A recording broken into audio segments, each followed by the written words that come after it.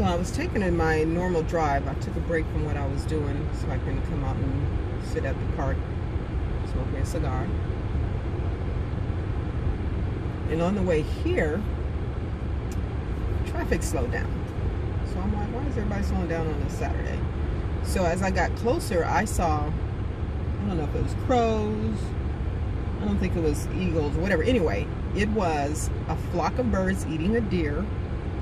But what I saw, what I realized what everybody was slowing down was there were 3 of them standing in front with their wings open. They had the little white tips.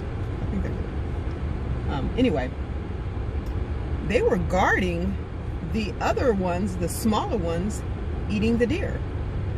I was like, I swear I wish I could have pulled over and took a video of it. It was so awesome. But it brought me to what's going on right now. I get so disgusted when I turn on Facebook, if I turn on the news and I see everything that's going on. There was a post that I forwarded of a group of young African-American men who were guarding a police officer. Now everybody's posting F the police, F the police, F the police. Not every police officer is bad. Back in the 80s, some of you know, I was becoming a police officer. I believe that God does things for a reason. And when I was a kid, I've been the same height since I was in the 8th grade.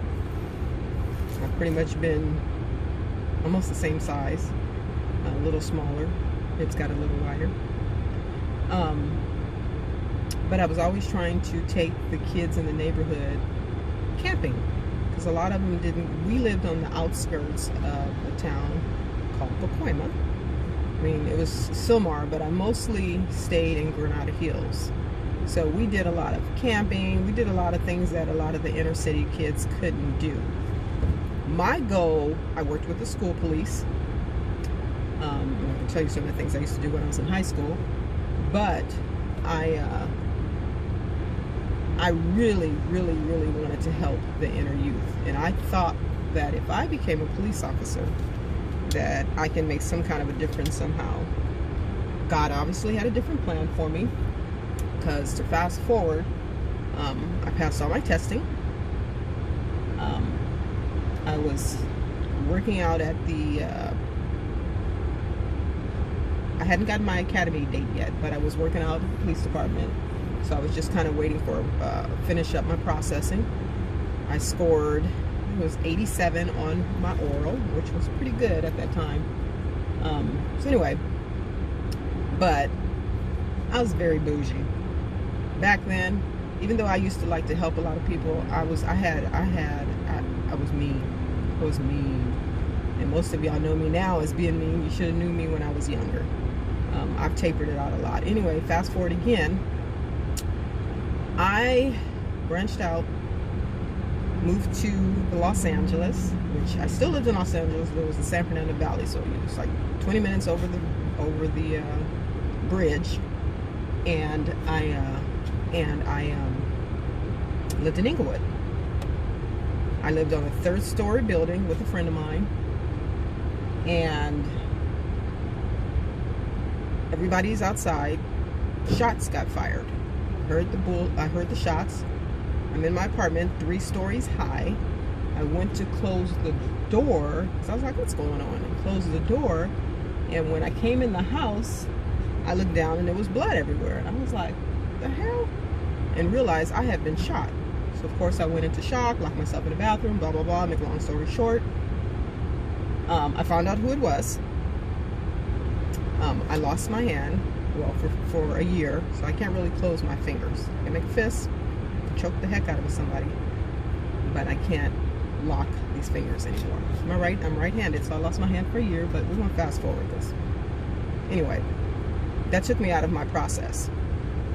So I lost my hand for a year, and of course I went into a depression. I found out who the guy was. So the guy was just shooting up in the air. He had no intentions. He wasn't trying to shoot me. And keep in mind, I told you I was always trying to help the youth. And so I found out who he was. I contacted him. and I offered to, I found out he was 21-year-old, he was on drugs, and he was drunk, so I offered to be a sponsor if he put himself into rehab. That didn't work so well. The DAs picked up the charges. Anyway, he got 5 years. But for some reason, he had a white, because I remember seeing him earlier that night, he had a white t-shirt and khakis. And somehow I realized that anybody who had white t-shirt and khakis that looked a certain way, I would freak out. And it made it so I couldn't really go out the house. And of course, mind you, I was living in Inglewood, the khaki and the white t-shirt city. But it made me kind of freak out. And then, I don't know. So I went into like a serious depression. So I guess, you know, it's like a form of PTSD. We're going to fast forward because this story is taking way too long. But my cousin, police officer. My husband was a police officer. Most of my friends are police officers. And there's some really, really great police officers out there. There are also some assholes. So let me tell you, back in 90-something, Chief Parks at the time became the chief of the Los Angeles Police Department. He came in and cleaned up the department. He, I don't like him, mind you, but I thought this was kind of cool. He came in, and anyone that had any kind of file in their package, any kind of whatever, you were fired. Fired. He just came in and cleaned up and fired anyone that had any kind of abuse in their package, because as a law enforcer, you should not be one that has cases. You cannot be somebody that somebody's going to look up to if you're doing the same crap that they're doing. I just don't get it. I don't understand why each one of these departments does not go in and clean up their department. Get rid of the people with multiple, hell, with even one. It depends on the charges. I'm not talking about one DUI. I'm talking about abuse. I'm talking about any kind of racism. If more than one person tells you to, oh, come on now. You walk like a duck, you talk like a duck, guess what? You a duck. I don't understand it. This is crazy. It has gotten totally out of control. Again, there are some really gay police officers out there, and then everybody's saying, well, I don't understand why people don't step in, why people don't step in. Let me tell you, just from conversations that I used to have with my husband, and my cousin, as a black police officer, first of all, I don't care how high up you are in the department, you're still black. And if you step on anybody's toes, they don't have your back. So it really sucks. You either lose your job, quit your job, or do what's right. I mean, you kind of stuck between a rock and a hard place. I can't tell you the number of times my husband and my cousin used to come home and tell me these stories. And it's horrible. Horrible. So I realized God took me out of that position for a reason. There is no way, if I saw any of that crap going down, I don't know, there was a movie with, not Matt Damon, where he was a police officer. He saw his captain beating his wife, so he pulled him outside and beat him, and he ended up doing 5 years in jail. And then the police department was, nobody had his back, and that's true. It's so true. And then, you know, they kept trying to kill him, but he was a really good police officer, and so even though he was now a criminal, he ended up solving some cases and brought down the police department for being corrupt. And that is not far from the truth. So as much as we want to say, why don't these guys do anything, why don't these guys do anything, it is horrible what they have to deal with if they go against the code. So my prayers go out to everyone.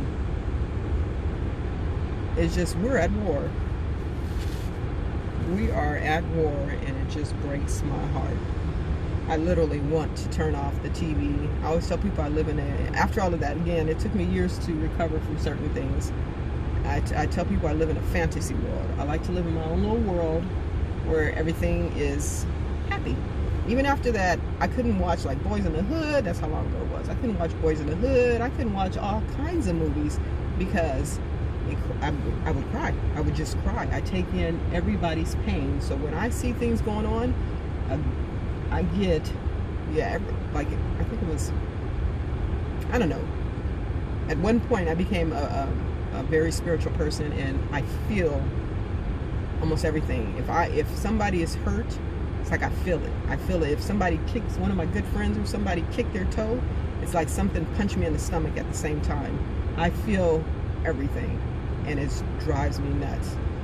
So, prayers to everyone. Prayers to all the officers out there who actually care, because you guys have a target on your back, and it's not your fault. To the ones who are, God help you. To the ones who don't have a good soul,